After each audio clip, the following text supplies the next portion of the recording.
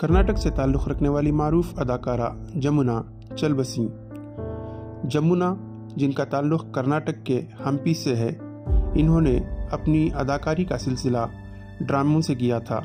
ड्रामों में अदाकारी की सलाहियत से लोगों को मुतासिर करने के बाद जनाबाई ने फिल्मों का रुख किया, जहां इनका नाम जमुना हो गया।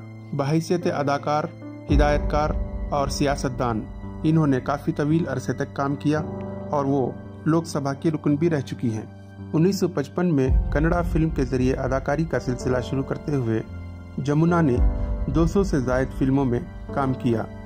1967 की हिंदी फिल्म मिलन के लिए जमुना को फिल्म फेयर अवार्ड से भी नवाजा गया था। 1989 और 1991 के दौरान जमुना आंध्र प्रदेश के राजमुंद्री लोकसभा हल्के की नुमाइंदगी भी कर चुकी हैं। इसके बाद इन्होंने खुद को समाजी खिदमत से वाबस्ता कर लिया।